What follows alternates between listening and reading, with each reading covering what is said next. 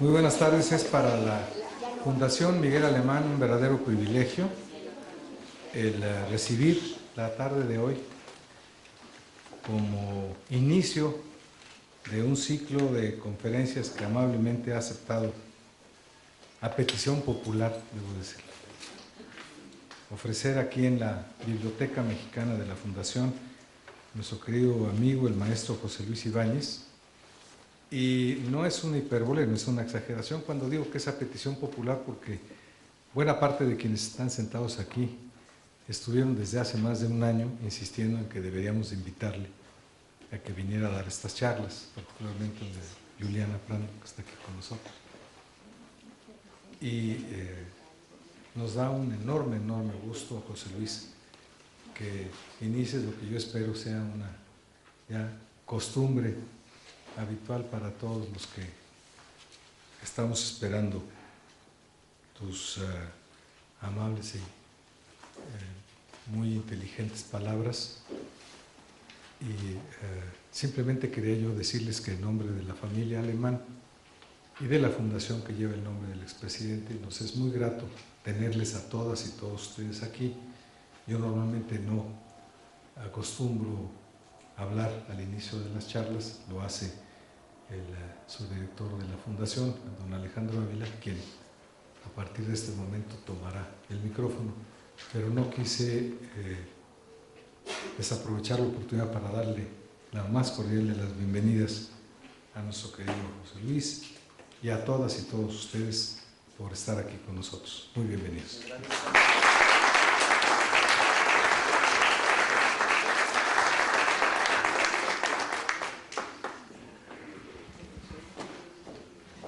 Señoras y señores, muy buenas tardes. Les vamos a pedir, por favor, apagar su celular o ponerlos en método de vibración. Muy buena tarde, sean bienvenidos a la Biblioteca Mexicana de la Fundación Miguel Alemán, señor Ibáñez. Al seminario Aquesto que ven los ojos míos, que en esta ocasión, en la primera sesión, se titula En el siglo XII, Eloísa, la amante y esposa de Abelardo. Y vamos a leer una breve semblanza del maestro José Luis Ibáñez. Es director de teatro, traductor y catedrático de la Universidad Nacional Autónoma de México. Es profesor de carrera de tiempo completo del Colegio de Literatura Dramática y Teatro de la Facultad de Filosofía y Letras de la UNAM. Se ha dedicado profesionalmente a la traducción y dirección de obras dramáticas y ha sido director de una larga serie de recitales de poesía mexicana y española. Fue cofundador del grupo Poesía en Voz Alta, junto con Octavio Paz, Juan José Arreola, Juan Soriano, Leonora Carrington y Héctor Mendoza. Entre las obras que ha dirigido con notable éxito se encuentran La fierecilla domada, Tartufo, La gatomaquia, Mudarse por mejorarse, Asesinato en la catedral, Las criadas, Crimen por escrito, Vidas privadas, Alerta en misa, La señorita de Tacna, El vestidor, Las relaciones peligrosas, La muerte y la doncella, La vida es sueño, así como las obras musicales Maine, Sugar, Anita la huerfanita, Un gran final, La jaula de las locas, ¿Qué tal, Dolly? Y Hermanos de sangre. Dirigió además las óperas La Traviata y La Bohemia para el Instituto Nacional de Bellas Artes y en su discografía como director cuenta con los títulos Teatro Latinoamericano, Poesía Religiosa de México, Antología de Poemas sobre el Mar, Loa y Autosacramental de El Divino Narciso y Juan Diego Cuauhtlatoatzin en Canucoa, en náhuatl, y en la versión en español de Miguel León Portilla. Es también lector de los discos Salvador Novo, poemas seleccionados por Carlos Monsiváis, La gatomaquia de Lope de Vega y una selección de la obra poética de Jaime García Terrés. El maestro Ibáñez ha recibido múltiples reconocimientos y galardones por parte de la crítica especializada. Ha obtenido en 2 ocasiones el premio El Heraldo al mejor director por las obras Mudarse por mejorarse en 1965 y Maine en 1984, el reconocimiento al mejor director de las asociaciones de críticos teatrales. En 2001 fue distinguido con el premio Universidad Nacional en el área de creación artística y extensión de la cultura y recientemente fue merecedor del reconocimiento al mérito universitario. Y en 2009 recibió la medalla por 40 años de docencia en la Facultad de Filosofía y Letras de la Universidad Nacional Autónoma de México. Dejamos el micrófono al maestro José Luis Ibáñez. Muchas gracias.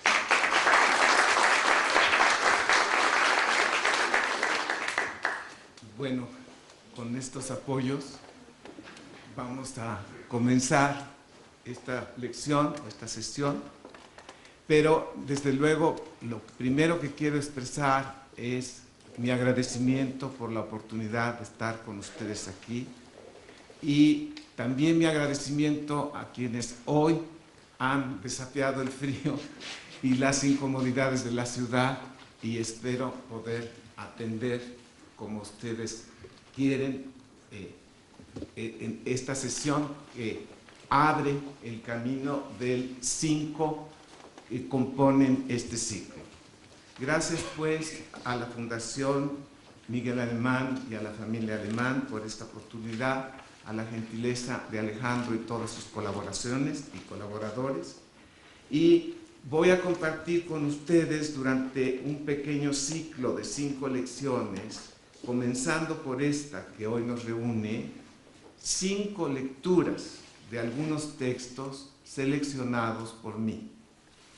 El título del ciclo, ¿qué es aquesto que ven los ojos míos?, es un verso notable debido a Sor Juana Inés de la Cruz, uno desprendido del millar que suma el auto sacramental del Divino Narciso, y la segunda lección de este ciclo se ocupará de ese texto y de la loa con detalle, la loa que lo precede y acompaña, transparentando, quizá sin necesidad de justificarlas, mis razones para enlazar las 5 lecciones del ciclo con ese verso como título, ¿qué es aquesto que ven los ojos míos?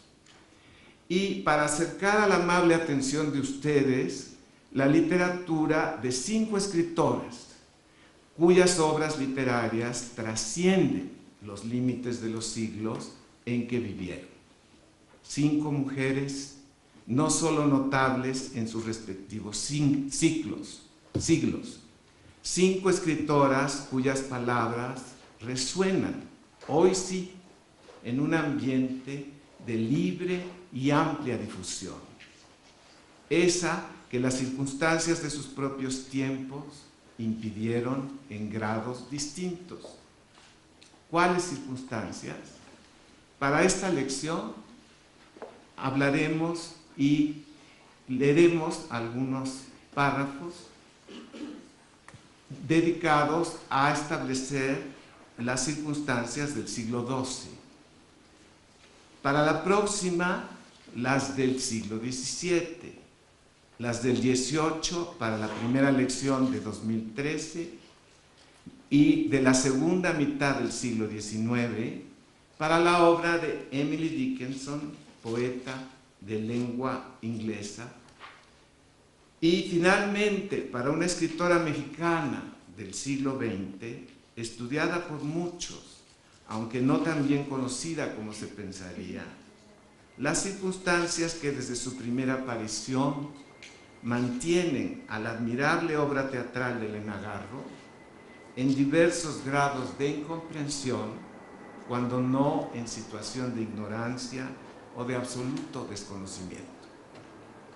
Atendamos, pues, las letras de 5 mujeres que no pidieron permiso para escribir, cuyas formas literarias llegaron hasta nuestros siglos, asombrando a cada uno de sus nuevos lectores y violentando, cuando no traspasando y trascendiendo, fronteras defendidas por una supremacía masculina cada día más indeseable. Mi atención es primero para Eloísa. Eloísa que nació en París en el año de 1101, por lo tanto pertenece al siglo XII. Ella es un poco anterior a Leonor de Aquitania, para que empecemos a situarla si se puede. Y comienzo por recordar cuál es la etimología del nombre Eloísa, que quiere decir combatiente gloriosa. Esta Eloísa, entonces, podemos preguntar, ¿combatiente contra qué o contra quién? Y gloriosa, ¿cómo? Bueno, para ello vamos a atender sus cartas. También la etimología de la palabra epístola, que nombra el género al cual se refiere estas publicaciones de cartas que escribieron en otras épocas otras personas, que de alguna manera han perdurado y que guardan algún interés para los tiempos después de su propia vida. La literatura epistolar es pues aquella literatura hecha y preservada en su carácter de cartas o correspondencia entre dos personas que se escriben por motivos íntimos, los que sean. Pero la palabra epístola se presta para muchos equívocos y en los principios de su uso se registra la graciosa equivocación de que les llamaban a los escritores de epístolas epistoleros. Entonces ustedes verán que eso cambió por su propio peso y que ahora pues la literatura epistolar, en el caso de Eloísa, va a quedar también correspondida por la literatura de quien fue su amante, esposo y la presencia más importante de su propia vida en esta tierra, el gran teólogo Abelardo, del cual también leeremos algunos fragmentos de las cartas que él escribió, no todas a Eloísa.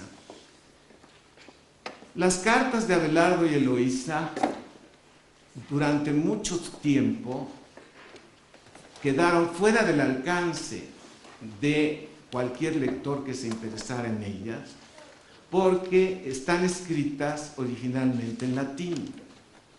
Y conforme los tiempos fueron dejando de escribir y de entender el latín, entonces las cartas fueron quedando condenadas a ser leídas solamente por aquellos que son capaces de leer y escribir el latín. Pero llegó el momento en que la resistencia cedió.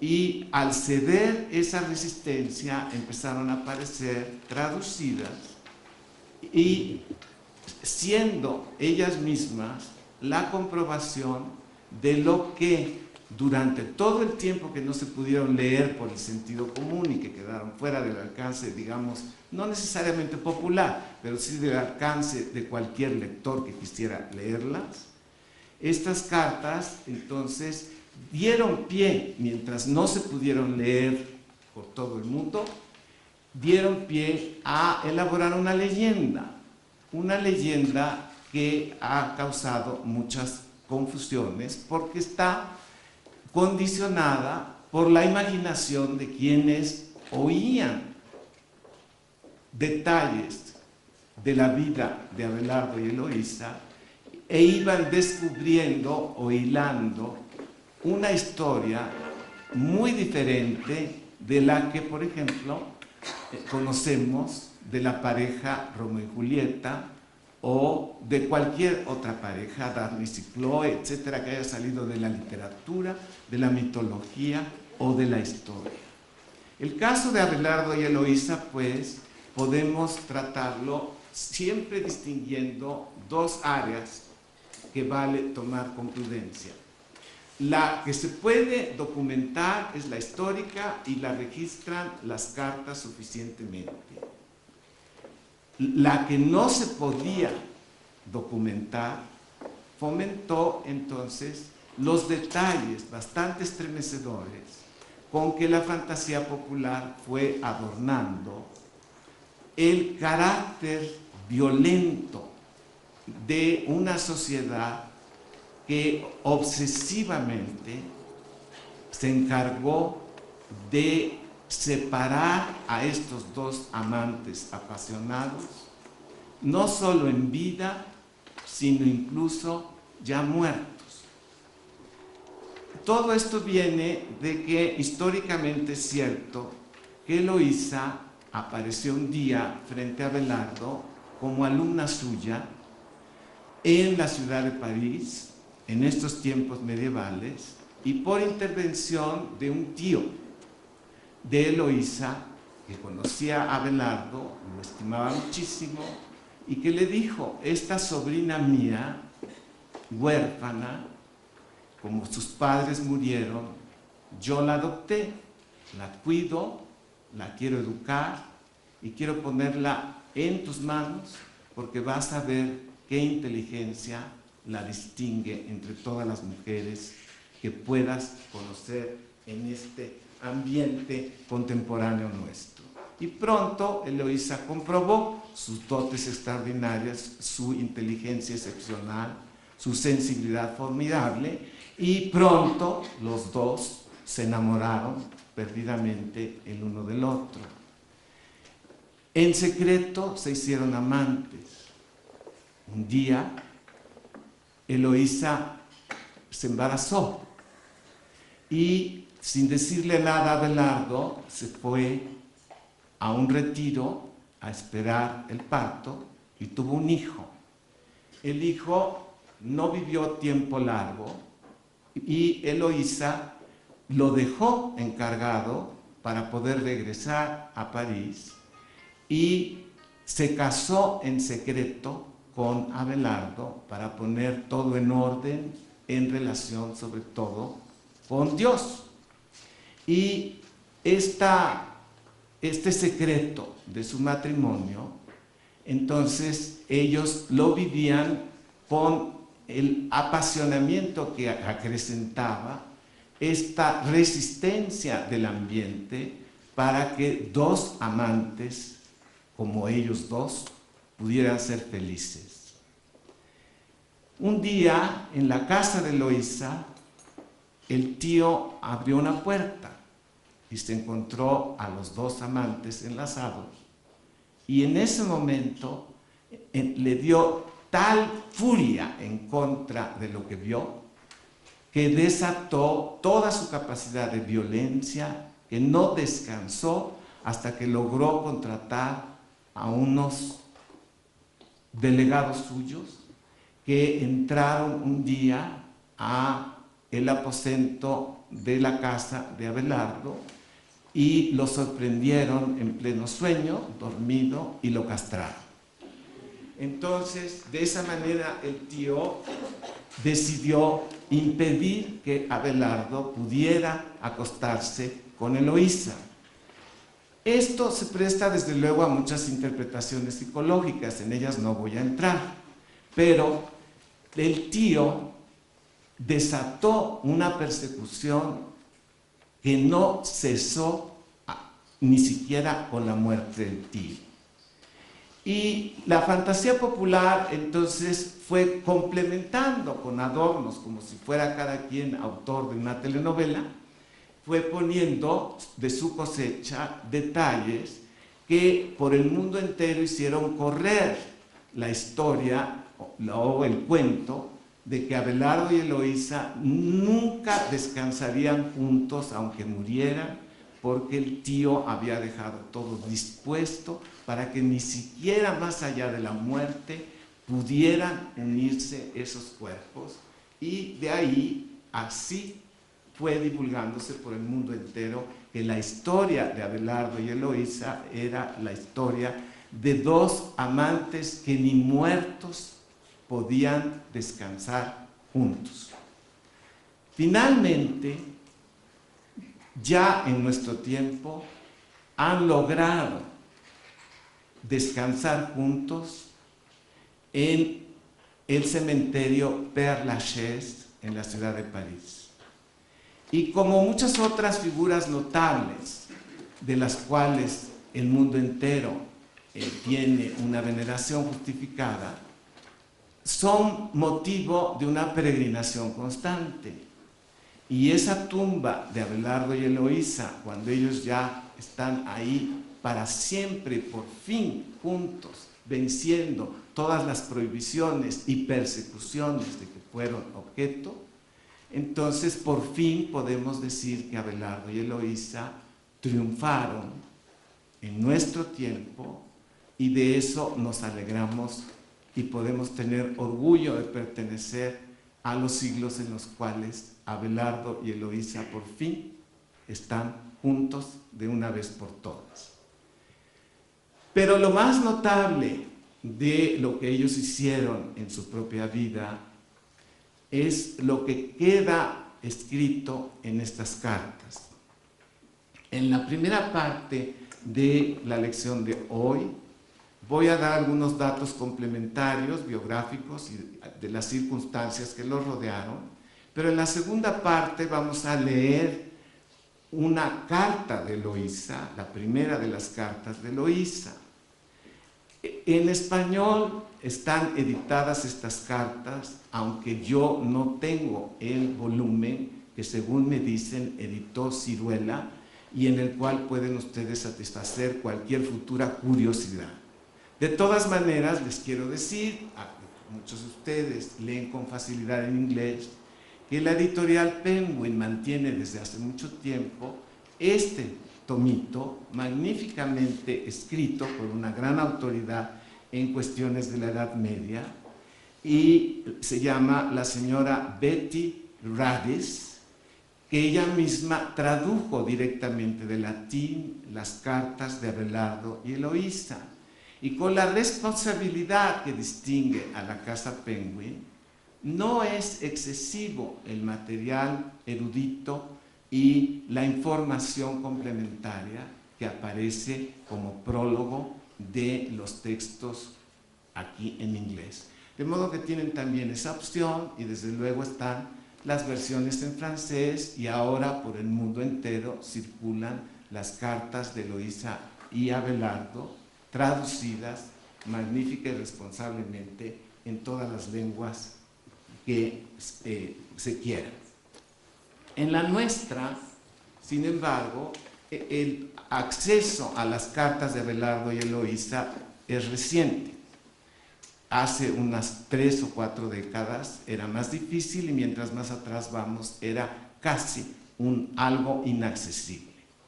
Yo tuve una suerte.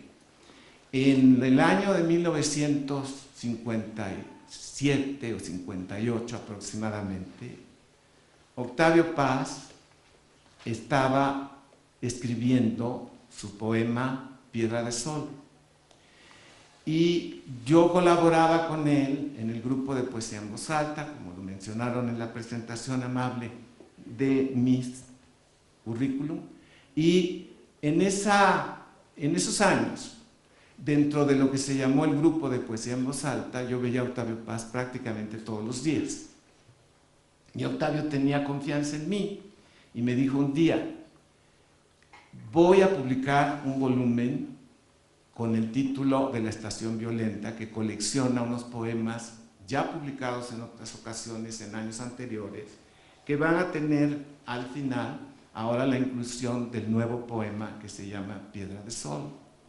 Y entonces me gustaría que reunieras a algunos de los muchachos de poesía en voz alta y que pudiéramos presentar una lectura de estos poemas. En ese tiempo no se acostumbraban las presentaciones de libros como hoy, y que puedan leer fragmentos de esos poemas, pero principalmente del poema Piedra de Sol, que en ese momento apenas estaba terminando de escribirlo.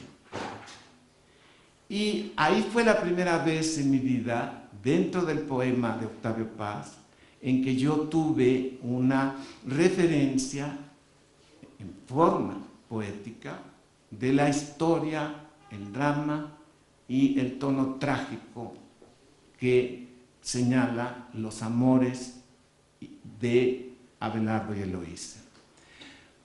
Después pasaron unos 4 o 5 años, quizás 6, y Max Auch, que tenía muchas actividades dentro de la universidad y era un buen amigo mío, él me dijo un día, él había oído que unos amigos me decían gordo, y como él pronunciaba el español con la R, Entonces me decía muy cariñosamente, y yo me sentía muy orgulloso, gordo.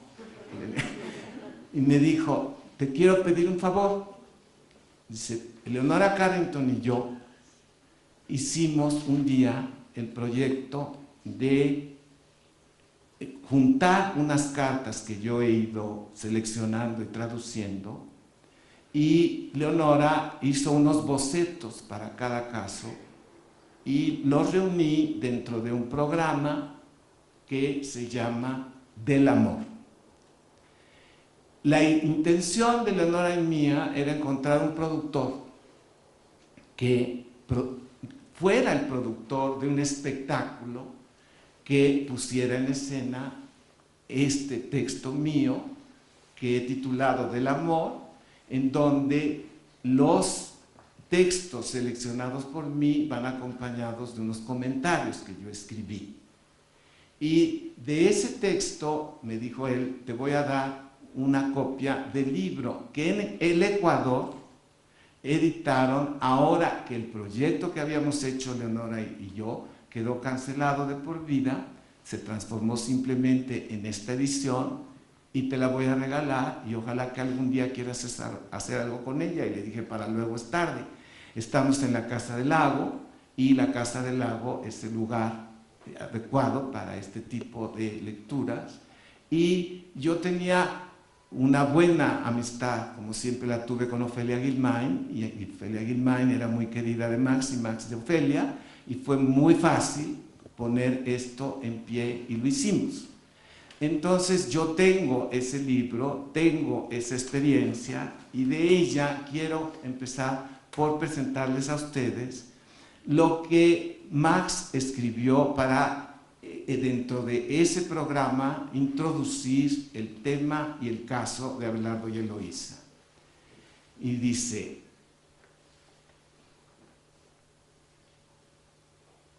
te voy a dar un texto de Octavio Paz, dice un explicador a otro explicador dentro de esa forma teatral que él elaboró.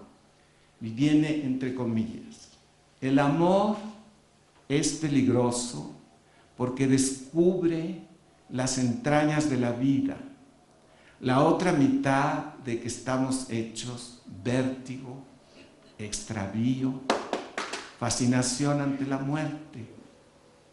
El amor es otro mundo donde no rigen nuestras leyes, donde la pérdida es ganancia y la ganancia es pérdida. El amor nos cambia, es un reto al famoso instinto de conversación.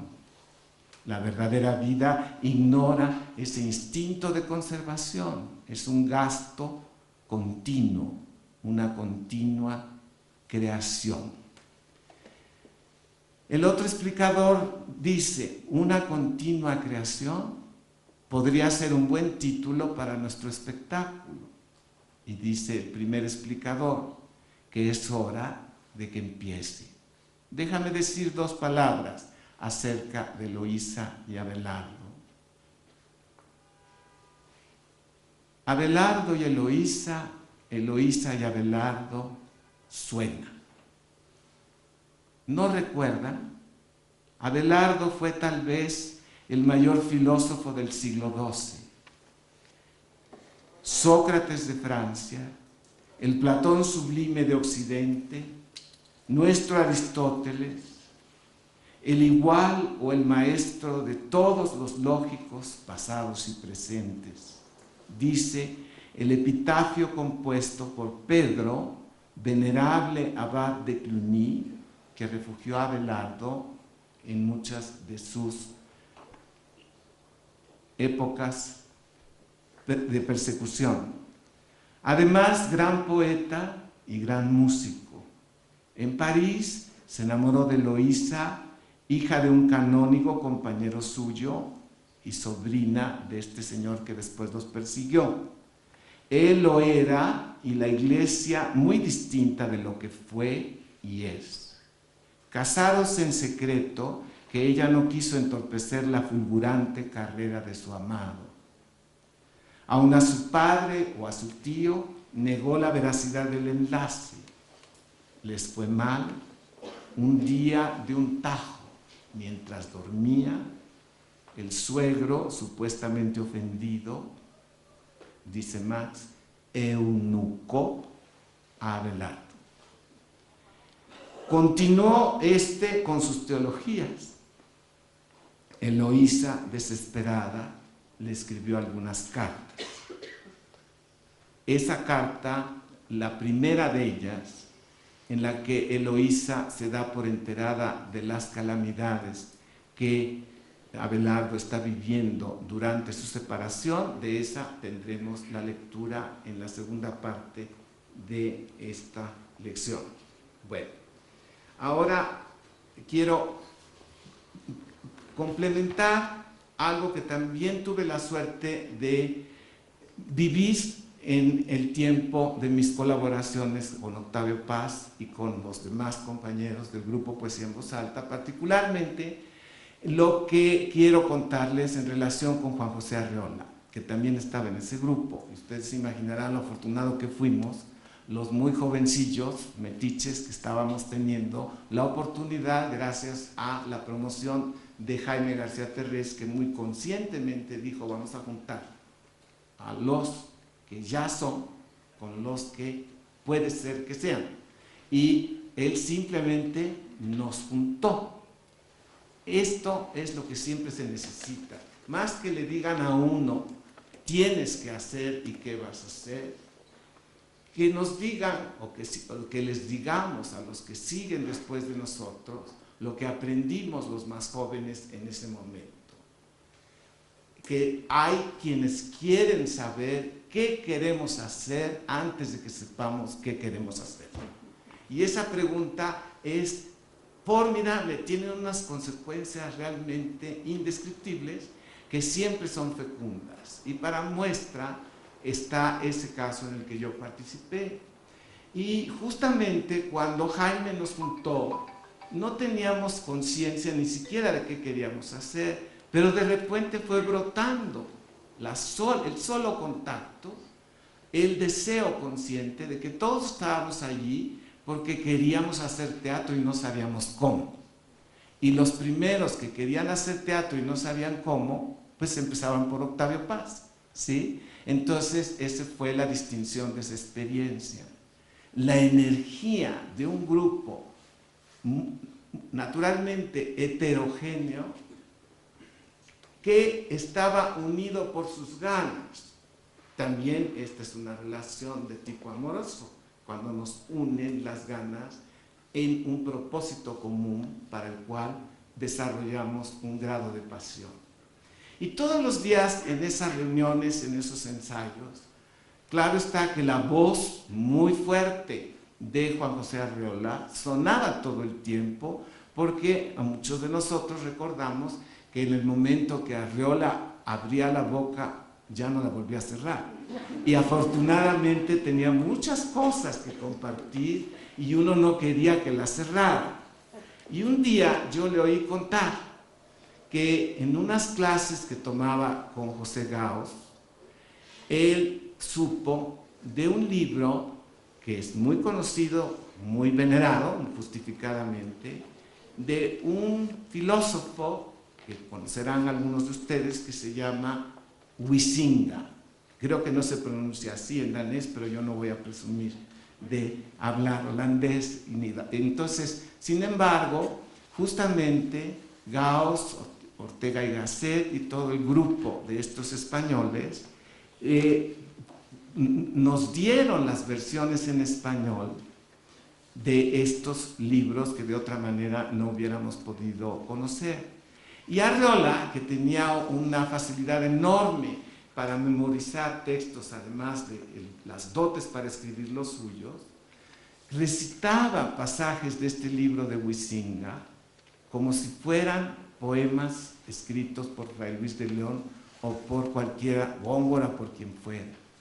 Y en mi oído se fue quedando estos párrafos que Arreola decía y que hoy quiero leer para ustedes, porque ellos nos ambientan, nos ponen en el ambiente medieval que estamos acostumbrados a pensar que es indeseable, lo hace sonar Huizinga y sus traductores con los atractivos que ustedes mismos apreciarán al escucharlo.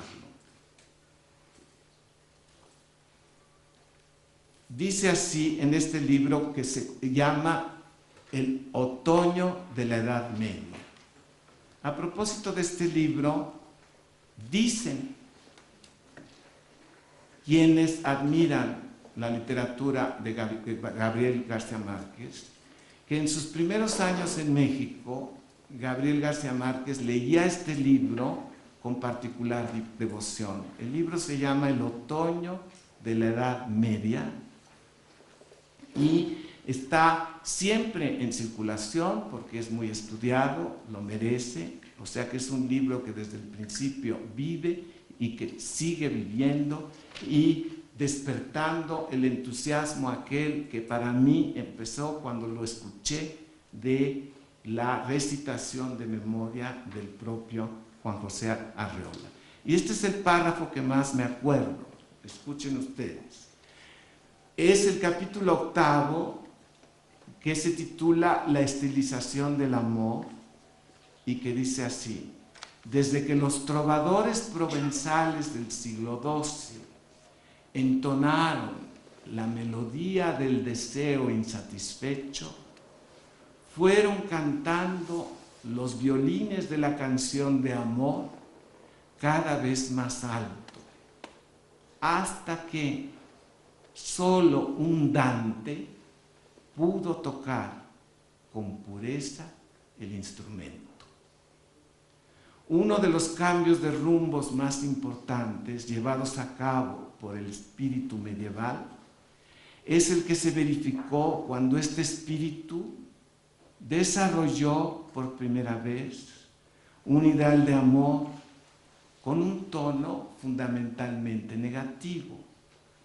También la antigüedad había cantado ciertamente los anhelos y los dolores del amor.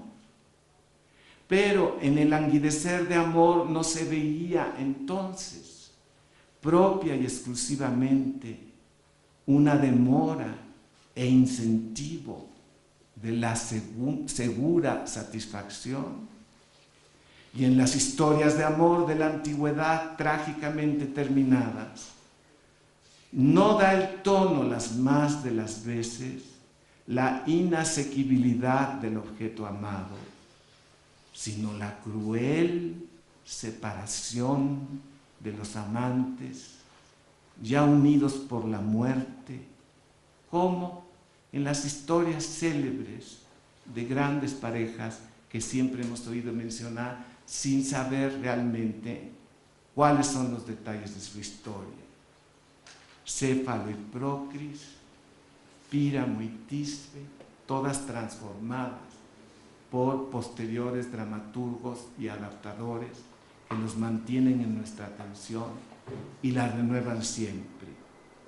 El sentimiento de dolor no radica en la insatisfacción erótica, sino en el trágico destino. Solo el amor cortés de los trovadores ha convertido en lo principal la insatisfacción misma. Bueno, los trovadores no abarcan el mundo religioso erudito de Abelardo y Eloísa, pero los trovadores sí son la presencia muy influyente y muy decisiva en los contactos que condicionan la fama y la tarea admirable de Leonor de Aquitania, que es una reina que se casó varias veces y que para algunos de ustedes trae a la memoria la figura, la cara y la personalidad de Katharine Hepburn, que la representó en una película que da una buena impresión de lo que eran esos años medievales. En uno de sus matrimonios más largos, y no necesariamente feliz, En el episodio que cuenta esta película, ya grande, Leonor de Aquitania vivía retirada porque su marido, Enrique II, la obligaba a mantenerse en el retiro mientras él vivía en Inglaterra, ella vivía en territorio francés.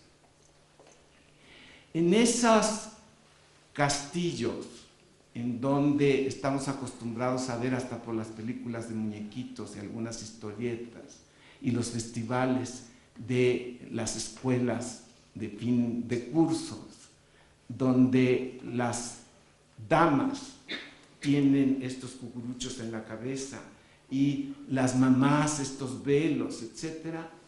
En esos castillos que tienen estas torres donde esa vida aristocrática y poderosa se vive allá en las alturas, si pensamos en el extremo opuesto, en la base de esas torres, hay al azar, como sucede por virtud e intervención del azar muchas veces cosas importantes en la vida de los hombres, se sentaban a descansar de sus caminatas y sus peregrinaciones, inmigrantes que, como los del día de hoy con sus dramas,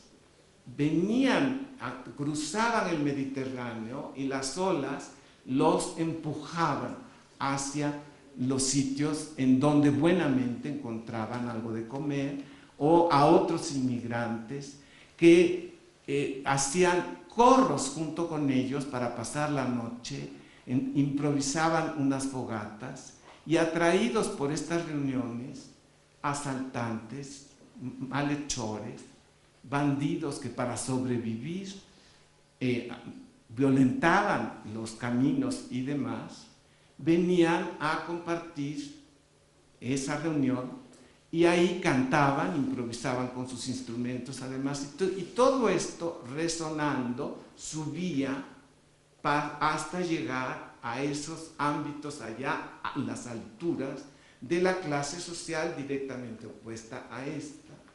Es así como se van mezclando las culturas sin que haya un conaculta que las promueva, sino por atracción espontánea y misterioso imán entre ellas. Y justamente mientras más dramática es la oposición o más drástica, más fecundo es el resultado.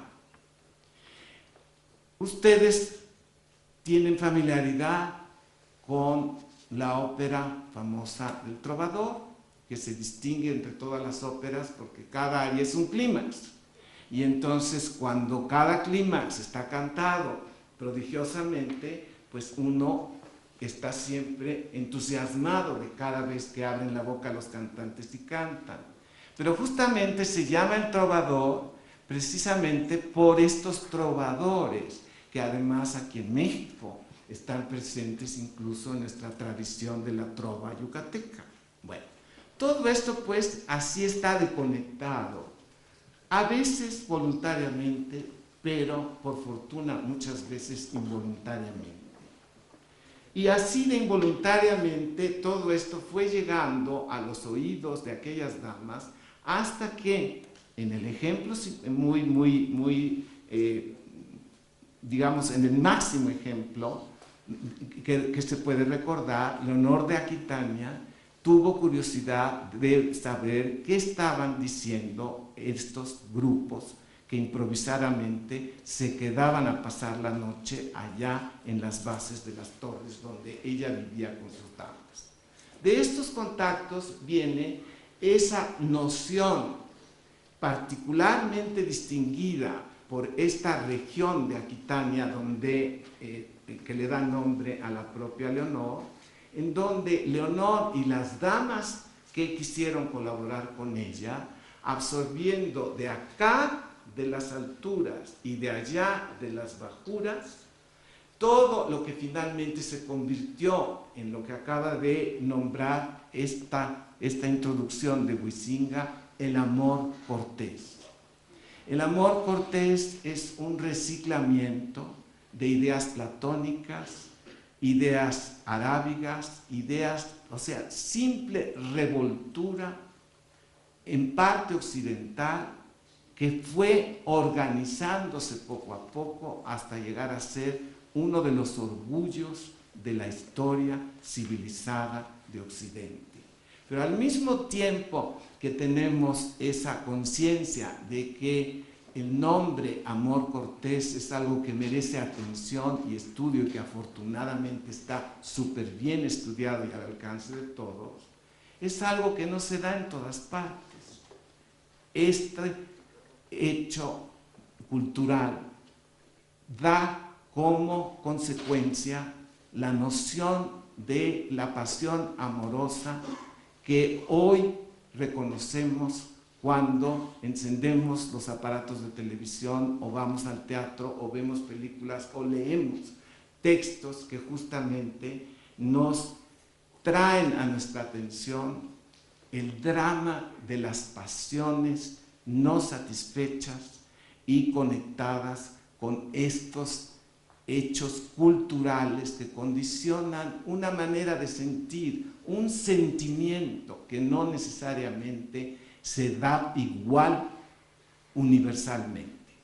Y es así por lo que conviene reconocer que lo que estamos estudiando esta noche y compartiendo son transformaciones literarias de esta condición y definición del sentimiento amoroso a la manera occidental, por oposición con cualquier otra circunstancia y área de Oriente en donde tales sentimientos no se dieron ni se reconocen igual, aunque se sepa de ellos. O sea, son algo característico de la civilización occidental y particularmente de la Edad Media. El mismo Octavio Paz, muchos años después, ya poco antes de morirse, ahora él en sí mismo, muy enamorado de Marie-Jo, su esposa, no quiso morirse sin escribir un libro sobre su experiencia amorosa y escribió un libro maravilloso que se llama La llama doble. Ojalá que ustedes, si no lo han leído, se den la oportunidad de topar con las dificultades que les va a dar primero el libro, para que, como todo lo que vale la pena, una vez vencida la dificultad, siga la dicha de haber hecho lo posible por vencer los obstáculos entre ustedes y ese libro, y puedan gozarlo el resto de sus existencias y beneficiarse de él tanto como lo van a comprobar.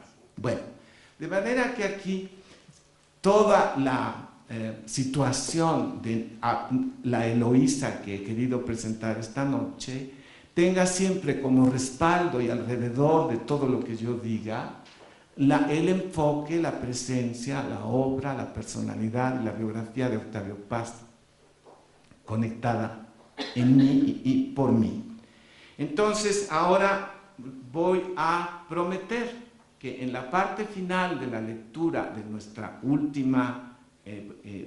nuestra segunda sección del día de hoy, para cerrar la noche, la cierre yo leyendo el fragmento de Piedras de Sol en el cual aparece la mención de Abelardo y Eloísa, que fue el inicio de mi interés y de mi estudio del caso de esta pareja y del ambiente medieval en que poco a poco los fui reconociendo. Muchos devotos y leales lectores y estudiosos del caso de las cartas de Abelardo y Eloísa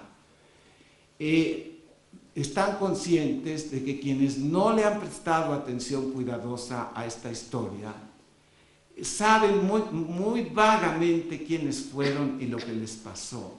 Pero todos, los conocedores y los no conocedores, tarde o temprano, van encontrando, como cuando jugamos Timbiriche, que dos puntos que parecían inconexos empiezan a conectarse a pesar de nuestro propio desconocimiento y a pesar de nuestra propia voluntad.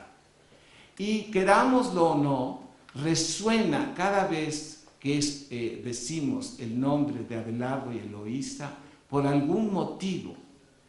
Otra pareja de siglos vecinos, no exactamente contemporánea de Abelardo y Eloísa, pero sí fuertemente unida en cuanto a resonancia sobre todo, que es una pareja italiana que se llama Paolo y Francesca. Paolo y Francesca, ustedes han estado en contacto con ellos, algunos más conscientemente, otros inconscientemente, pero por ejemplo, cuando nosotros oímos la famosa obertura de Tchaikovsky, que se llama Francesca de Rimini, se llama así, esta es la Francesca de este caso y de esta pareja. Pero esta pareja la eligió Dante para que el poeta, en su descenso al infierno, en el canto primero de la Divina Comedia, al llegar al quinto canto, el poeta se enfrenta a los lamentos de un grupo de almas en pena, todas ellas lamentándose doloridamente, per secula seculorum, padeciendo dolor de amor. Y el caso de Paolo y Francesca, Dante lo caracterizó con un verso célebre que empieza con estas palabras en italiano que se explican por sí solas. Nessun maggior dolore, ningún mayor dolor que acordarse de la felicidad pasada, dice el resto del verso, en el tiempo de la desdicha. Y en estos versos, de pronto, Dante nos hace escuchar, al mismo tiempo que el interlocutor el alma en pena de Francesca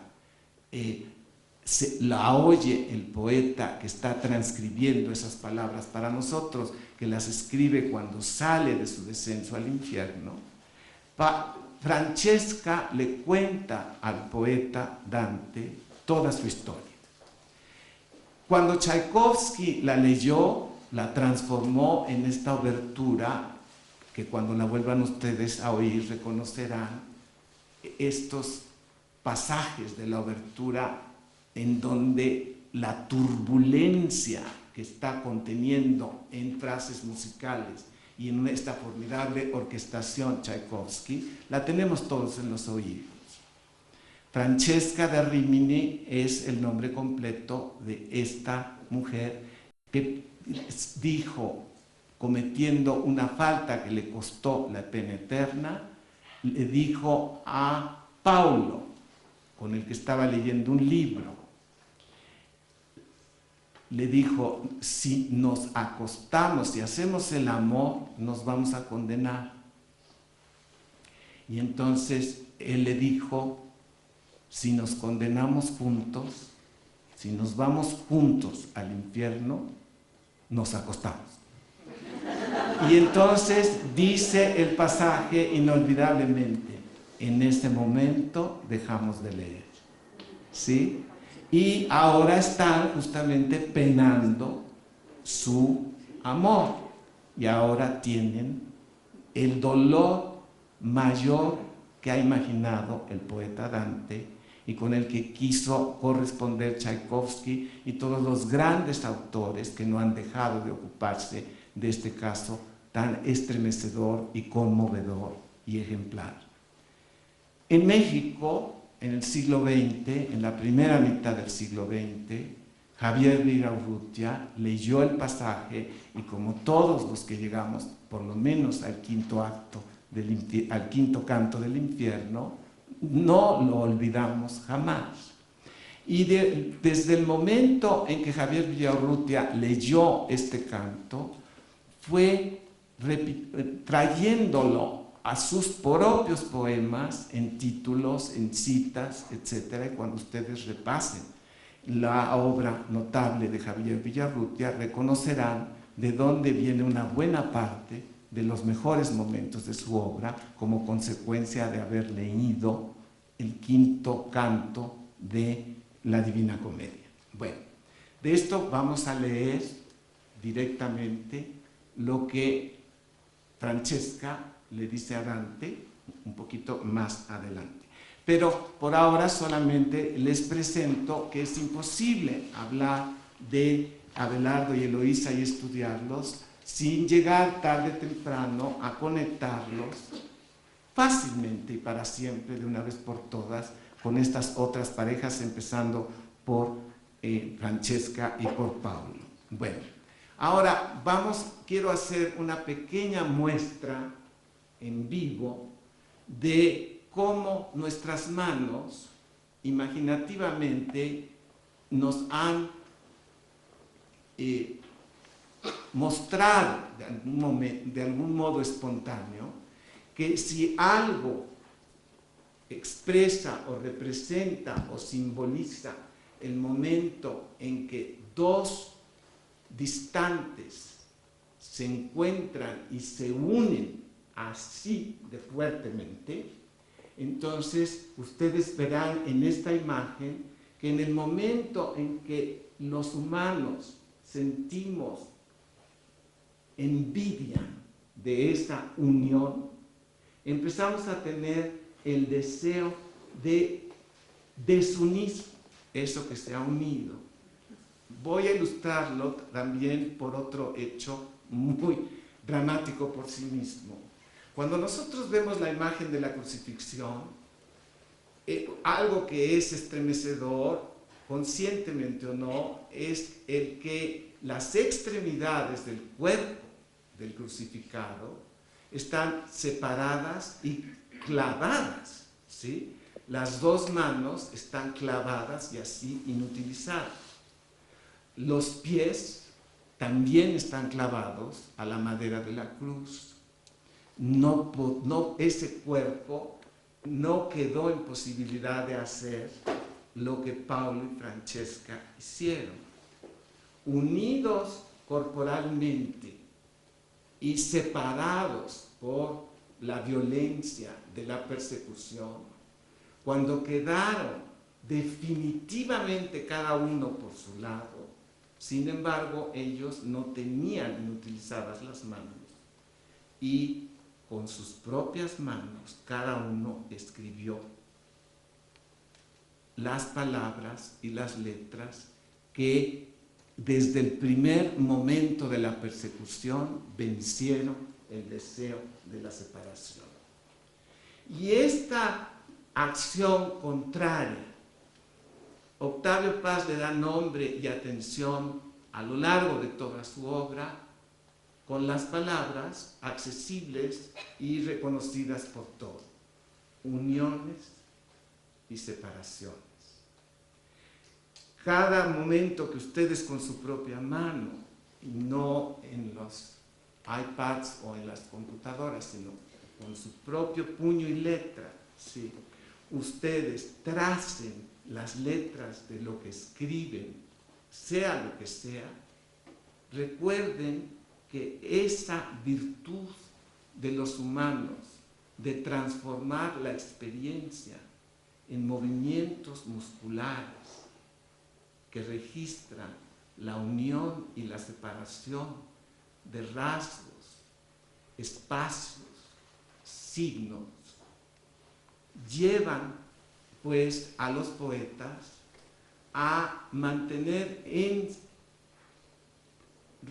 transformación admirable siempre todos los hechos que no son literatura en literatura escrita mediante acciones que se sintetizan en las dos palabras opuestas: uniones y separaciones.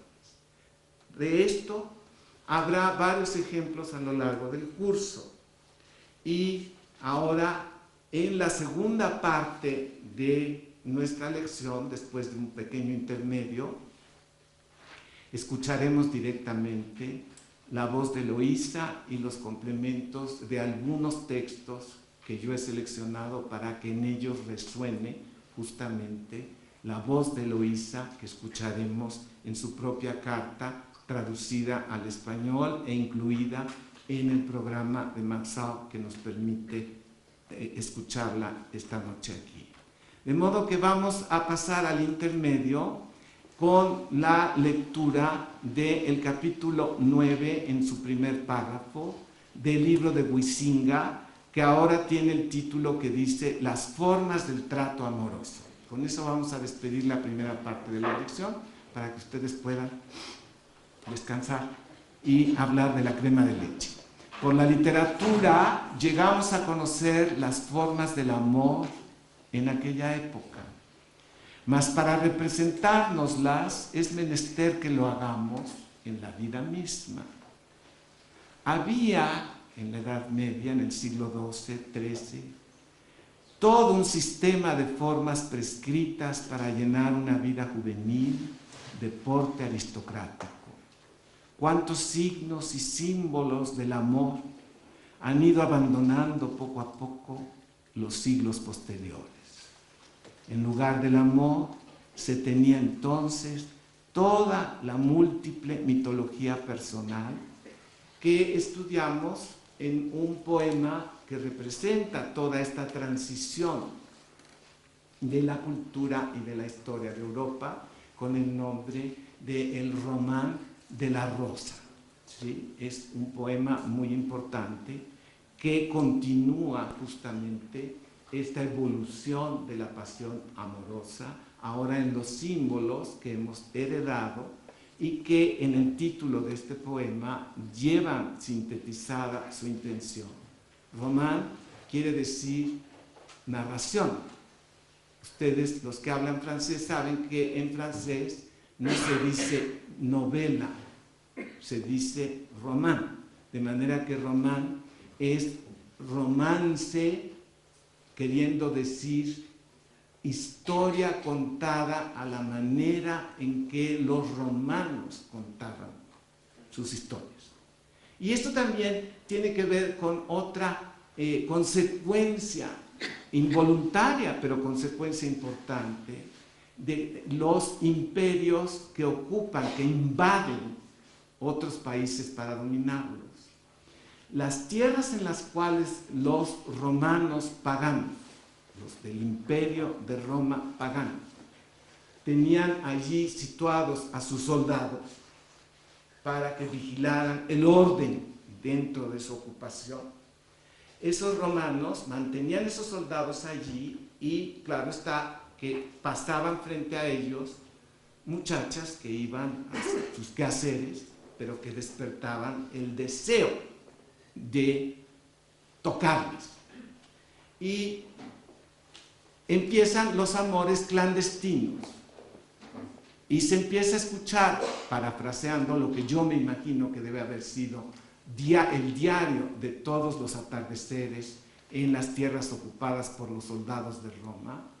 Señor, debe haber dicho la esclava, ya me voy por el pan. ¿Sí? Bueno, y entonces, al ir por el pan, empieza este contacto de las lenguas. La lengua de la tierra invadida por los romanos no habla romano, ¿sí? Y los soldados hablan romano. Y el cuchiplanche inevitable es la mejor interlingua del mundo. Es el mejor curso, ¿sí? Y empiezan a revolverse las lenguas literal y metafóricamente. Y entonces las lenguas empiezan a dictar su perduración y su transformación posterior. De manera que cuando las muchachas que iban por el pan escuchan las historias que les cuentan los romanos, ellas van ayudando a que viaje esta palabra román que tenemos en nuestro uso diario cuando decimos: mi vida, le dice el Señor a la señora, a su esposa, se me hace que tu criatura ya anda de romance, ¿sí? es la presencia de la Roma antigua todavía en nuestro tiempo. Pero esa es una Roma no católica. Luego está la otra Roma católica, ¿sí? Y este paso de Roma nos lleva a algo que escuchamos sin fijarnos mucho. Amor al revés es Roma. De modo que en todo esto que estamos queriendo presentar a ustedes está mi intención cariñosa de convidarlos a que, tomando en cuenta que amor al revés es Roma, en su propio ámbito, en su propia actividad, en su propia intimidad, hagan lo posible por pasar sus ojos en estos poemas, cartas, literatura en general, que nos mantienen unidos a esos tiempos, que no los vamos a frecuentar a la manera del poeta que dice que todo tiempo pasado fue mejor, sino para decirlo también como Dante nos enseña a través de la Divina Comedia, y con esto vamos a cerrar esta parte de la lección, pero la voy a ilustrar como hacemos en el teatro. Dice Dante que cualquier plano, en esas mañanas en que crudos o no crudos, si no enterramos el pie en la arena para dar el paso que nos permita avanzar. Y entonces, tomando esta acción como referencia, nos da la imagen, entre las incontables imágenes que le damos de Dante, que mientras más adelante quieras llegar, más para abajo y para atrás se ha de mover el instrumento en el cual viajas, que nuestro cuerpo es el pie, ¿sí? Por eso ven ustedes en los deportes, a la hora que juegan boliche. Yo soy el nulo deportista para todo, por más que quise jugar boliche y frontenis no pude, pero sí, precisamente porque lo envidio, siempre me fijo en los pies de los jugadores y veo que el jugador que quiere lanzar balas o el competidor, etcétera, el atleta, para ir más lejos cumple esto que dice Dante: buscar la firmeza atrás, pero para ir más adelante. También lo vemos en el arco, el arquero que dispara para que la flecha llegue más adelante y dé en el blanco, la cuerda va para atrás y entonces el brazo va para atrás como el pie. De manera que reconozcan ustedes que uno puede querer ir para atrás porque quiere llegar adelante. Y mientras más difícil es el terreno, dice Dante, como cuando vas en la arena, más eficaz será el enterrar el pie y echar para atrás el otro para que tu cuerpo te permita llegar tan adelante como desees. Ahí nos quedamos y nos vemos dentro de unos 5 minutos. Muchas gracias.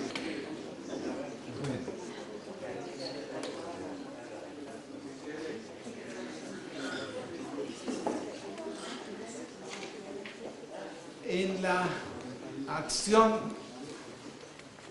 que da pie a todos los cantos de la Divina Comedia de Dante, el primer paso del poema nos dice que el propio poeta está saliendo de lo que se simboliza en una selva oscura. Y selva en italiano, desde luego que no es la selva de Tarzán. Selva en italiano se refiere al desorden en que brotan los vegetales y los árboles, ¿sí? Y producen este abigarrado, esta acumulación, digamos, de formas vegetales que se llaman silva en italiano. A su vez, la palabra silva le da su nombre a una agrupación de versos tradicional que en el nombre silva lleva la intención de fomentar tradicionalmente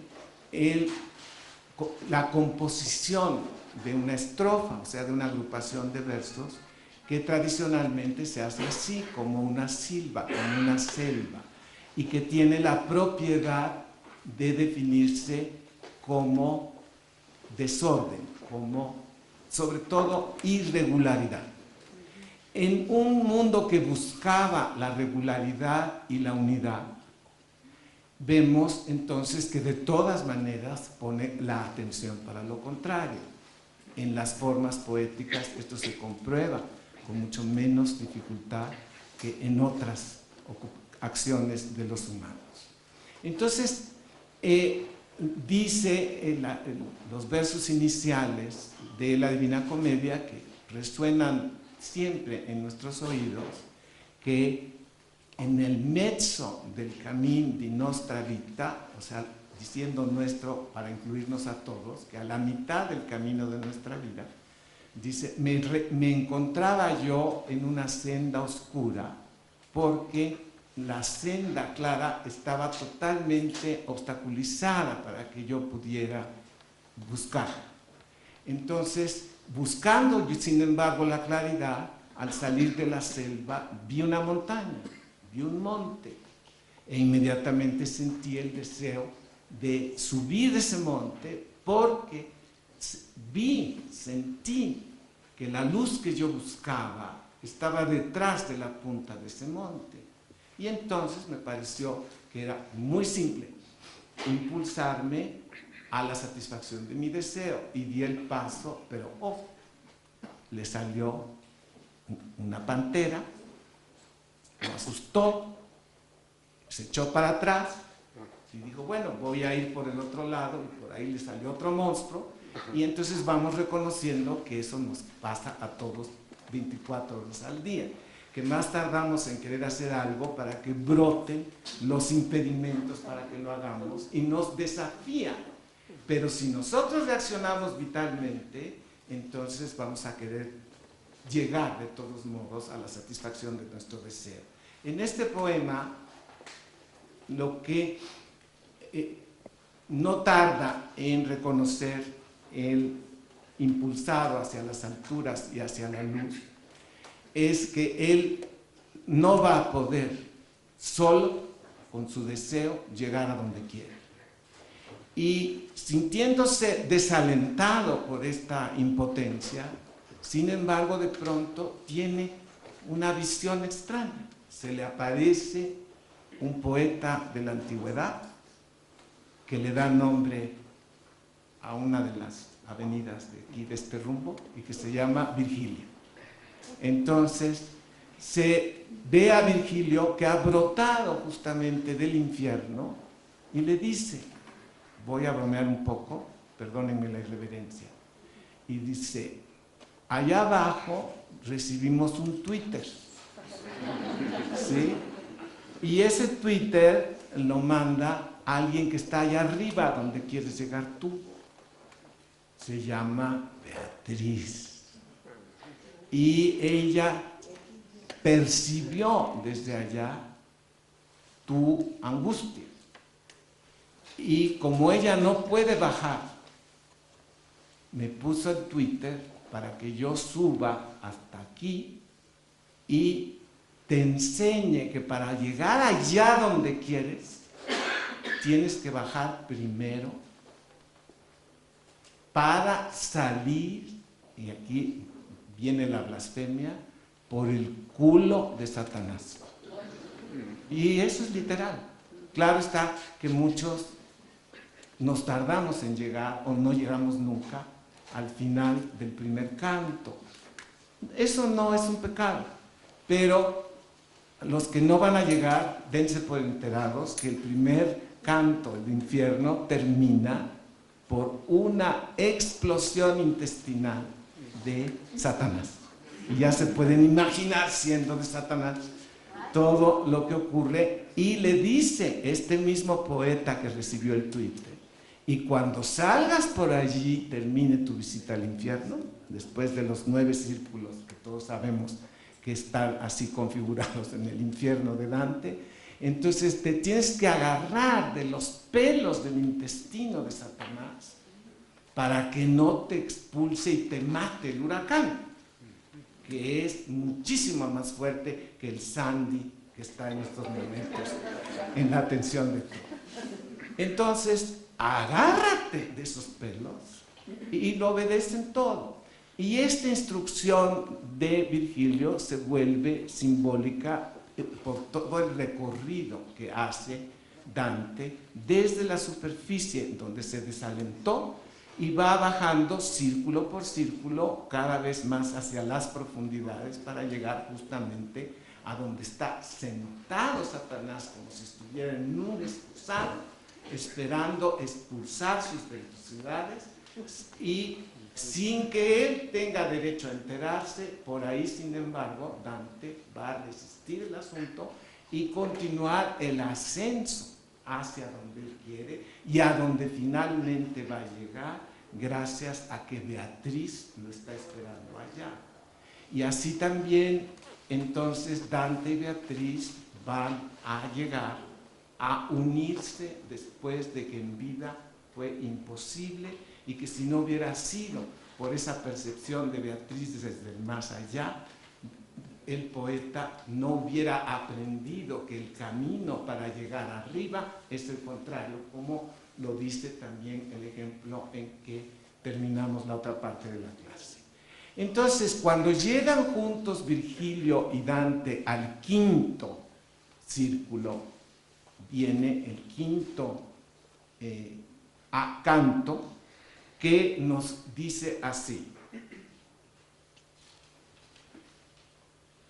descendí de un círculo al otro hasta llegar al círculo del mayor dolor que arranca desgarradores aires. De modo que aquí hay este sonido continuo que ya es eterno, ya es infinito, de todos los pecadores que, como Paulo y Francesca, están penando allí el goce amoroso en vida y que cada uno está lamentándose y estremeciendo la sensibilidad del poeta y de quienes lo estamos leyendo. Y en una especie como de nube que flota y bien como de contaminación ambiental que hay en ese círculo, de pronto vienen muchas almas lamentándose de esto y el poeta de pronto entre ellas distingue a una pareja que se le aparece el cuerpo masculino de Paulo de espaldas al poeta y de frente la voz de la propia Francesca le va a contar cómo es que llegaron allí Paulo y ella. Y entonces dice este famoso, inolvidable y muy conmovedor pasaje. Empezaron entonces a llegar lamentos a mis oídos y pasé a un lugar donde me impresionaron hondas quejas. Era un sitio privado de toda luz, fragoroso como un mar agitado por la tormenta y combatido por vientos contrarios. La borrasca infernal, que no cesa nunca, arrastra a los espíritus en sus torbellinos, haciéndolos girar, y los hiere golpeándolos contra el cerco.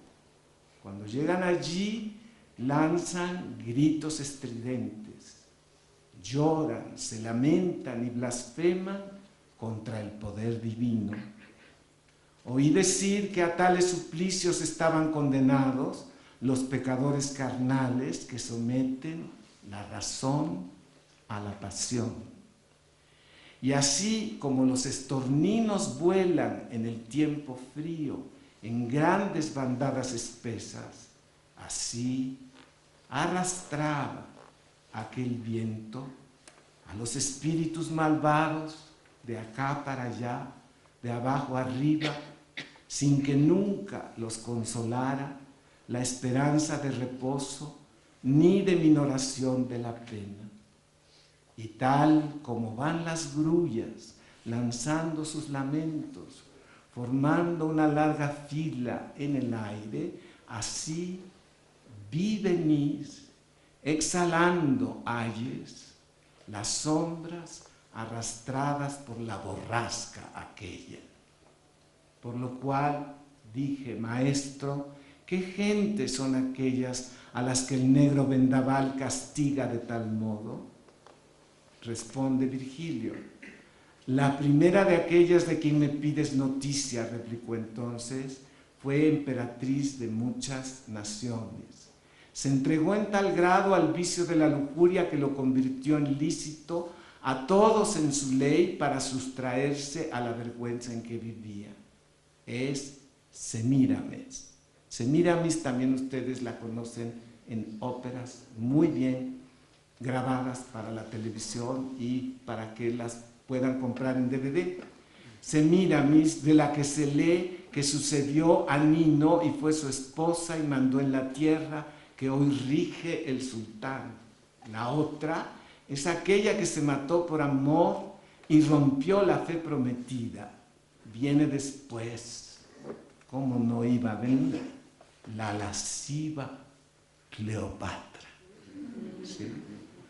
Y la lasciva Cleopatra está allí al mismo tiempo que ves a Helena, por cuya causa hubo luto tanto tiempo.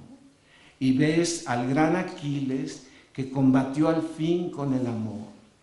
Ves a Paris, ves a Tristán.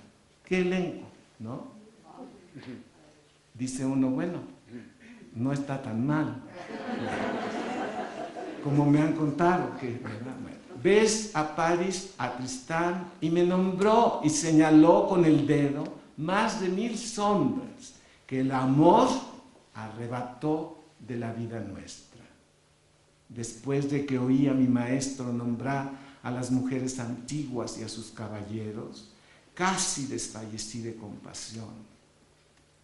Ustedes estarán preguntando, ¿y a qué horas van a aparecer Abelardo y Eloísa? Pues Abelardo y Eloísa no están en el infierno, ¿sí? Y eso es una curiosidad que ustedes van a tener que satisfacer por su cuenta. ¿Por qué no fueron castigados con el infierno? Bueno, y dije, poeta, de buena gana hablaría a aquellos dos que van juntos y parecen flotar más ligeros en el viento. Me contestó, los verás cuando estén más cerca de nosotros y entonces les ruegas en nombre de aquel amor que los conduce y verás que vendrán. Tan pronto como el viento los trajo hacia donde estábamos, grité, oh almas en pena, venid a hablar con nosotros, si os lo permite. Como palomas que movidas por el deseo, con las alas tendidas, van hacia el dulce nido, llevadas de una misma voluntad, así salieron del tropel donde está Dido, viniendo a nosotros por aquel aire inmundo. Tan fuerte fue mi emocionada exclamación. Oh ser generoso y benigno que vas visitando por el aire tenebroso a los que teñimos el mundo con sangre, si gozáramos de la amistad del Rey del Universo, le pediríamos para ti la paz, ya que te apiadas de nuestro terrible dolor. Lo que te plazca oír o hablar, nosotros te lo diremos o te lo escucharemos mientras el viento calle, como ahora. Tiene asiento la tierra donde nací, en la costa donde desemboca el Po con sus afluentes para dormir en paz. El amor que se apodera pronto de los corazones nobles, hizo que el que está allí, se prendase de aquella hermosa figura que me fue arrebatada, del modo que todavía me atormenta.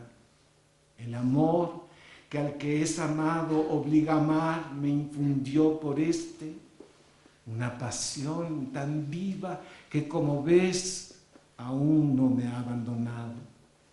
El amor nos condujo a una misma suerte. El sitio de Caín espera al que nos quitó la vida. Estas fueron sus palabras. Cuando vi aquellas almas heridas, incliné la cabeza y tanto tiempo la tuve así que el poeta me dijo: ¿en qué piensas? Oh infelices, dije al contestar, cuántos dulces pensamientos, cuántos deseos llevaron a estos al doloroso trance. Luego me volví a ellos y les dije: Francesca, tus martirios me hacen derramar lágrimas de tristeza y piedad, pero dime, en el tiempo de los dulces suspiros, ¿cómo y por qué os permitió el amor que conocieseis los turbios deseos? No hay mayor dolor, me replicó, que acordarse del tiempo feliz en la miseria. Bien lo sabe tu maestro, pero si tienes tanto deseo de conocer la primera raíz de nuestro amor, te lo diré mezclando la palabra y el llanto. Leíamos un día, por gusto, cómo el amor hirió a Lanzarote. Estábamos solos y sin cuidados. Nos miramos muchas veces durante aquella lectura y nuestro rostro palideció, pero fuimos vencidos por un solo pasaje. Cuando leímos que la deseada sonrisa fue interrumpida por el beso del amante, que ya nunca se apartará de mí, me besó temblando en la boca. Este es un verso célebre, ejemplar, que en italiano se revela sin dificultad, aunque no hablemos italiano. Y aquí la versión que tengo es bilingüe y dice al lado de la traducción al español: la bocca mi baciò tutto tremante.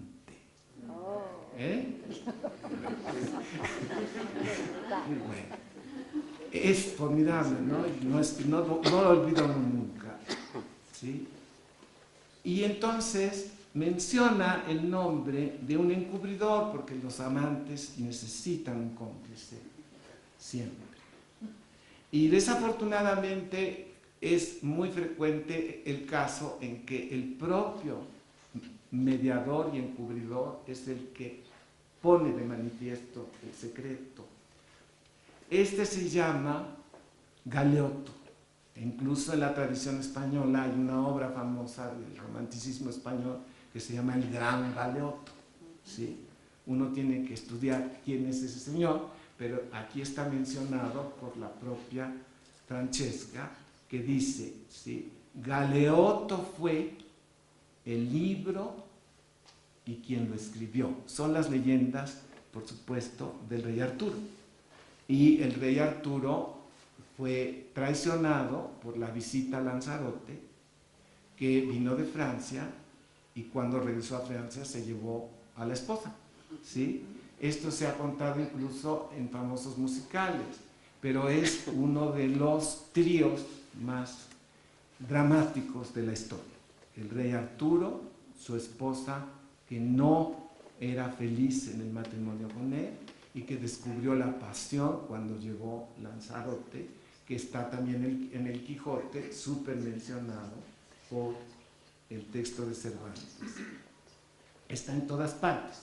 Aquí, entonces, Francesca habla del libro diciendo que fue el alcahuete, el enlace, el puente que manifestó la pasión que cada uno de los dos guardaba en secreto. Dice, Galeotto fue el libro y quien lo escribió. Punto y seguido, aquel día ya no seguimos leyendo. Ahí guarda silencio Francesca y toma la voz Dante que dice, mientras que un espíritu decía esto, el otro lloraba de tal modo que de piedad sentí un desfallecimiento de muerte. Y ahora viene el cierre del canto con otro verso insustituible que tengo que decir en italiano. E caddi, o sea, y caí, come corpo motto cade. Y las sílabas suenan en italiano, pom, pom, pom, pom, pom. ¿Sí?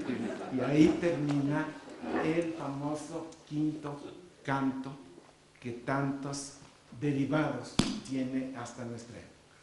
Bueno, entonces ahora, así como ahí se mide el mayor dolor, ahora vamos a escuchar la voz de Eloísa en la relación del mayor amor, el amor más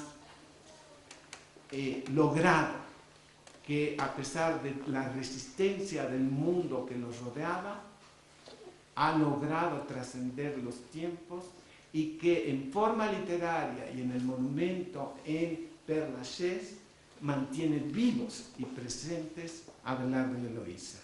Y dice Eloísa, una casualidad hizo que últimamente llegara a mi poder la carta que dirigiste a un amigo para consolarle, mi bien amado. Por la letra reconocí enseguida que era tuya y la devoré con ardor igual a mi ternura por ti. Si perdí tu presencia, tus palabras al menos me devolvían en parte tu imagen. ¡Ay! Cada línea estaba llena de hiel y de acíbar, pues retrataba la deplorable historia de tus pruebas. Dudo que nadie pueda leer o conocer sin llorar su relato. Renovaron mis dolores con tanta más violencia, cuanto más exactos y más expresivos eran los detalles. ¿Qué digo? Los han aumentado al mostrarme los peligros siempre que sientes que te cercan. He aquí pues todo tu rebaño reducido a temblar por tu vida, y cada día mi corazón conmovido, mi pecho palpitante, espera el último golpe, la nueva de tu muerte. Tú sabes, mi amado bien, y nadie ignora, cuánto he perdido al perderte. Tú sabes por qué deplorable fatalidad, la indigna y pública traición de que fuiste víctima, me ha separado del mundo como a ti, y que lo que incomparablemente causa mi mayor dolor no es tanto el haberte perdido, como el modo de haberlo hecho. Y si grande es el motivo de mi pena, mayores deben ser los remedios para consolarme. Mas eres tú, y no otro, solo tú, el objeto de mis penas, el único capaz de consolarlas. Eres tú la sola causa de mi tristeza, y nadie más que tú puede darme alegría o proporcionarme alivio. Solo para ti es esto un urgente deber, pues todos tus deseos los he cumplido a ciegas, a tal punto que no pudiendo decidirme a oponerte la menor resistencia, tuve el valor por una palabra tuya de perderme a mí misma. Hice más todavía, mi amor se ha tornado en delirio y cosa extraña, lo que era el único objeto de sus ansias, lo ha sacrificado sin esperanza de recobrarlo jamás. Por tu mandato tomé otro hábito, otro corazón, a fin de mostrarte que tú Eres el único dueño de mi corazón, lo mismo que de mi cuerpo. Jamás, Dios es testigo, he buscado en ti más que a ti mismo. Era a ti solo, no tus bienes lo que quería. No he soñado ni en las ventajas del matrimonio, ni en viudedades cualesquiera, ni en mis diversiones, ni en mis gustos personales. Son los tuyos, bien lo sabes, los que yo he satisfecho de todo corazón. Aunque el nombre de esposa parece más sagrado y más fuerte, yo hubiera querido para mí mejor el de querida, o si no, permite que te lo diga, el de concubina y de meretriz, pensando que así sería más humilde para ti, pues así hubiese llegado a alcanzar tu predilección y participaría menos del glorioso prestigio de tu talento. Es venderse, como es bien sabido, preferir un rico a un pobre para casarse, como buscar en un marido las ventajas de su posición más que sus cualidades. Desde luego tú tenías entre todos talento para seducir el corazón de todas las mujeres, talento de poeta, talento de compositor. No sé que jamás filósofo alguno lo haya poseído en igual grado. Gracias a estos dones, abandonando tus ejercicios filosóficos, compusiste tantos versos y cantos de amor, repetidos en todas partes por su donaire sin igual, por la poesía de la música que hacen que incesantemente tu nombre esté en labios de todos. La dulzura sola de la melodía hasta a los ignorantes impide olvidarte.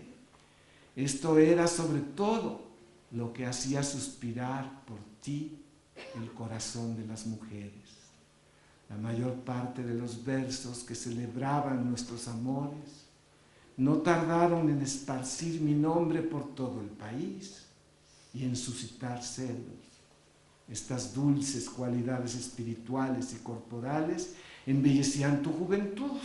Entre las mujeres que envidiaban mi aventura habrá hoy una sola que, sabiendo que estoy privada de tal delicia, no comparta mi infortunio. ¿Quién será él o ella, aun teniendo el corazón de un enemigo, no tenga por mí un justo sentimiento de compasión? Culpable soy también, sin duda, como tú sabes, e inocente, pues el crimen está en la intención y no en el hecho. No es el acto en sí mismo, es el pensamiento que ha inspirado el acto lo que pondera la equidad. De los sentimientos que siempre tuve por ti, tú que los has probado eres el único que puede juzgarlos. Los pongo todos en la balanza y me remito a tu fallo. Mientras gustaba contigo los placeres de la carne, se podía preguntar si yo seguía el impulso del amor o del placer. Puede verse ahora a qué sentimientos he obedecido desde el principio. Por acceder a tu voluntad he llegado a privarme de todos los placeres. No me he reservado nada de mí misma, más que el derecho de hacerlo todo por ti. Qué injusticia por tu parte si te acuerdas cada vez menos de quien merece más. Si rechazas absolutamente cuando te pido, aun siendo cosa fácil. En nombre de aquel a quien te has consagrado, en nombre de Dios, te suplico que vengas a verme. Y mientras esto se realice, que me envíes algunas ligeras líneas para consolarme. Si no lo haces por mí, hazlo al menos para que tu elocuencia me aplique con más fervor a servir a Dios. Cuando en otro tiempo tus ardientes palabras me convidaban a las voluptuosidades del mundo, continuamente me enviaban cartas y tus versos citaban sin cesar el nombre de tu Eloísa, que corría de boca en boca. Mi nombre resonaba en todas partes, en todas las moradas. Cuánto mejor sería ahora excitar el amor a Dios en vez de provocar amor al placer. Una vez más, te suplico que medites lo que quiero, que consideres lo que te pido. Y termino con una sola palabra, esta larga carta. Adiós, mi todo.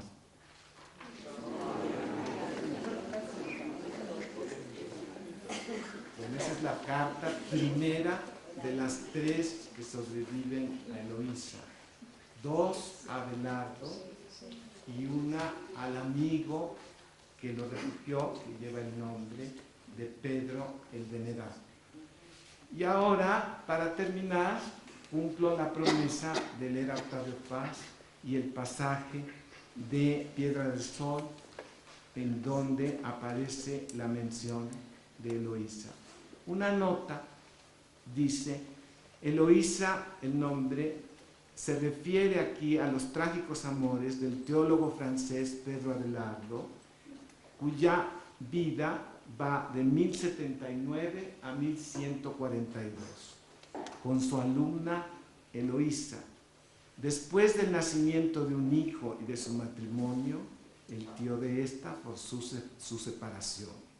En castigo, Abelardo fue castrado, destituido de su cargo como profesor en la escuela de Notre Dame y exiliado a un monasterio donde murió. Eloísa, a su vez, ingresó en un convento. De ellos 2 sobreviven. La carta que escribió el propio Abelardo, que lleva en latín el nombre comprensible de Historia Calamitatum. Bueno, así como las cartas que Eloísa, las 2 cartas que Eloísa le escribió a Abelardo. Y Octavio Paz se refiere a todo esto de esta manera, incluyéndolos en el grupo de amantes que ocupan este pasaje del poema. Amar es combatir si 2 se besan. El mundo cambia, encarnan los deseos, el pensamiento encarna. Brotan alas en las espaldas del esclavo. El mundo es real y tangible. El vino es vino. El pan vuelve a saber. El agua es agua. Amar es combatir, es abrir puertas. Dejar de ser fantasma con un número a perpetua cadena condenado por un amo sin rostro. El mundo cambia si 2 se miran y se reconocen. Amar es desnudarse de los nombres. Déjame ser tu puta. Son palabras de Eloísa, mas él cedió a las leyes, la tomó por esposa y como premio lo castraron después.